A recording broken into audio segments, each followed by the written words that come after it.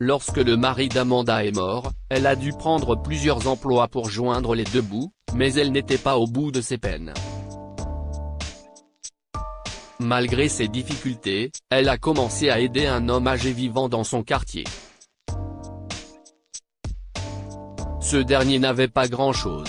Un jour, une étrange camionnette est apparue sur le pas de sa porte, à sa grande surprise. Mark, le mari d'Amanda, est mort il y a quelques années d'une soudaine crise cardiaque. De mère au foyer s'occupant de ses 5 enfants, elle a dû se lancer dans une activité lucrative. C'est dans cette optique qu'elle a pris plusieurs emplois afin de joindre les deux bouts.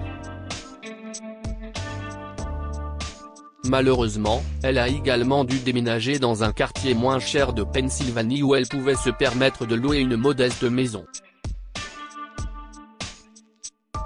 Ce n'était pas idéal, surtout parce que ses enfants devaient partager beaucoup de choses. Mais c'était le mieux qu'elle pouvait faire pour eux. Heureusement, les plus âgés étaient des adolescents, qui comprenaient ses difficultés et se portaient volontaires pour garder les plus jeunes. Amanda s'est toujours sentie mal à propos de ça. Elle ne voulait pas que ses enfants sacrifient leur jeunesse pour la famille, mais elle ne pouvait rien y faire, surtout avec ses 3 emplois. Le matin, elle nettoyait une maison dans un quartier aisé et travaillait comme caissière au supermarché le reste de l'après-midi. Le soir, elle travaillait à temps partiel à la supérette de la station-service. Le soir, en rentrant à la maison, ses jambes étaient comme de la gelée, la plupart des enfants étaient déjà endormis.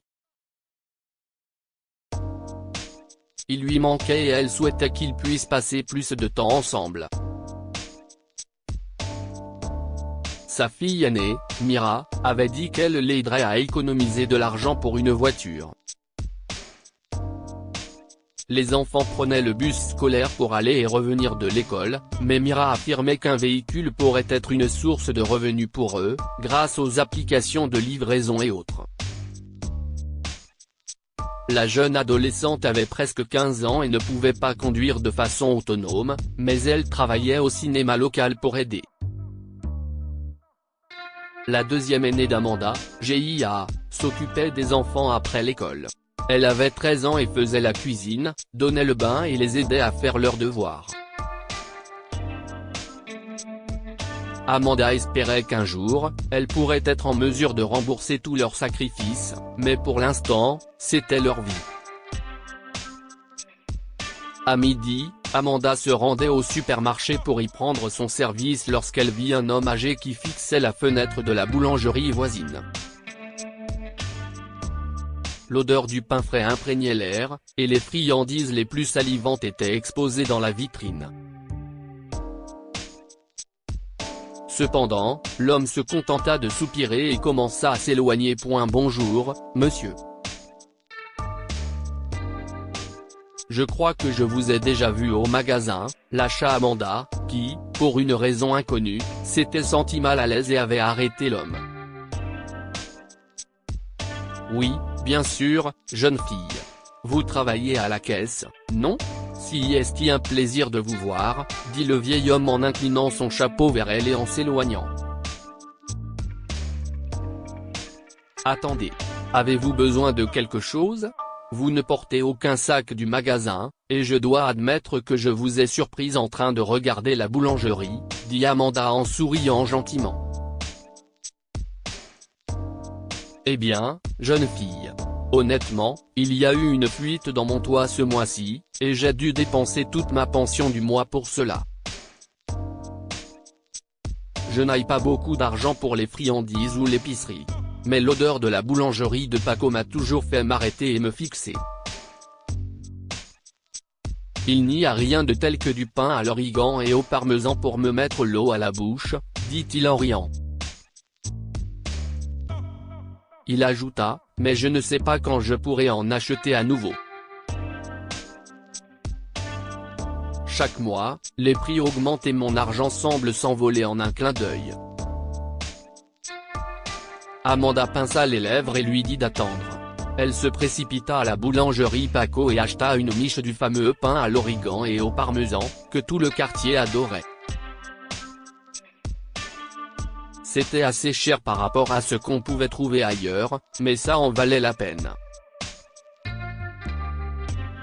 Elle savait que l'acheter lui coûterait cher, mais le regard du vieillard lui fit chaud au cœur. Voilà, gazouilla-t-elle en lui tendant le sac à la sortie de la boulangerie.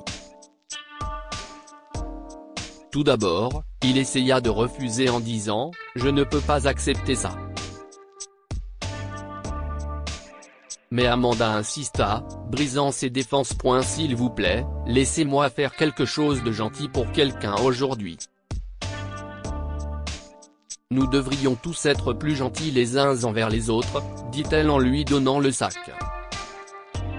« Au fait, je m'appelle Amanda. Vous pouvez me trouver au magasin l'après-midi. Je suis d'ailleurs sur le point de commencer mon service. À bientôt. Merci. Je m'appelle Hector », lança le vieil homme.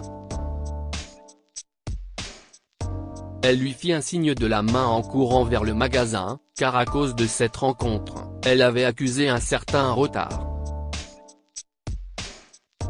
Le reste de la journée se passa très bien, Amanda était très heureuse. Les jours suivants, Amanda voyait Hector tous les jours et lui apportait quelque chose à manger. Le soir, lorsqu'elle préparait le déjeuner du lendemain pour elle et les enfants, elle préparait également quelque chose pour le vieil homme. Il était incroyablement timide à ce sujet mais l'acceptait, ce qui lui faisait penser qu'il en avait honnêtement besoin. Ils finirent par devenir amis. Hector lui proposa même de garder ses enfants quand elle le souhaite. Une proposition qui fut la bienvenue dans la mesure où, les aînés avaient besoin d'une pause. Hector vivait près de chez elle, ce qui était pratique. Un jour, alors qu'Amanda sortait de chez elle avec les enfants prêts pour l'école, ils furent tous choqués. « Maman. Siesti quoi ça ?» demanda Mira. Elle vit la bouche de sa fille ouverte, et son doigt était pointé sur quelque chose. Il y avait une camionnette toute neuve dans son allée. « Oh, ça doit être un livreur ou quelque chose comme ça », dit-elle en poussant ses enfants qui devaient se rendre à l'arrêt de bus. « Non, maman. Elle est garée, et elle a l'air neuve. » intervint Gia. Les autres enfants la regardaient avec excitation. « Je ne sais pas pourquoi elle est là. Peut-être qu'un voisin n'avait pas d'autre endroit où se garer », conclut Amanda. En regardant autour d'elle, elle remarqua de nombreuses places de parking vacantes. Cela n'avait aucun sens que quelqu'un se gare devant sa maison. Soudain, Hector surgit de derrière la camionnette. « Surprise, dit-il doucement. Quoi ? demanda-t-elle, confuse. Siesti à toi, révéla-t-il, en souriant cette fois. Les enfants étaient ravis. Ils ne pouvaient s'empêcher de toucher la camionnette. De son côté, Amanda n'arrivait pas à y croire. Hector, comment as-tu trouvé l'argent pour faire une chose pareille ? lui demanda-t-elle, inquiète à la pensée qu'il ait fait quelque chose de fou. Amanda, tu es devenue mon amie et tu m'as accueilli dans ta famille sans poser de questions. Je ne pourrai jamais te le rendre, mais j'avais une vieille montre cachée. Elle appartenait à mon grand-père qui l'avait ramenée d'Allemagne après la guerre. Elle valait une jolie somme, dit-il en lui tapotant doucement l'épaule. Je ne peux pas la prendre. Cet argent pourrait vraiment t'aider, déclina-t-elle, le visage crispé par la crainte. Mira m'a parlé de la voiture qu'elle voulait acheter, et du fait que faire des livraisons et autres pourrait aider ta famille plus que tes nombreux emplois actuels. Je devais te rendre l'appareil d'une manière ou d'une autre, insista Hector avec son sourire.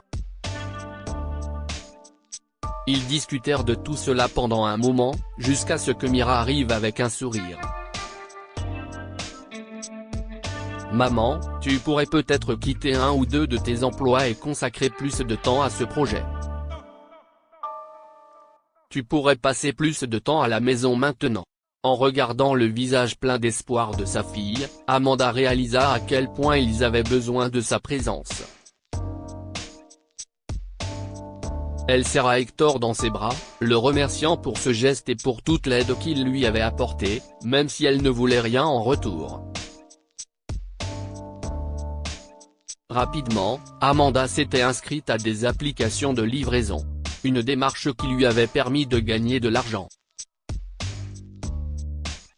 Certains de ses enfants l'accompagnaient pour plusieurs livraisons dans la journée, et elle était toujours à la maison pour le dîner. Que pouvons-nous apprendre de cette histoire? Un acte de gentillesse peut changer la vie de quelqu'un. Amanda a décidé de donner une petite gâterie à un pauvre homme âgé à l'extérieur de la boulangerie, et il est devenu une partie de sa vie.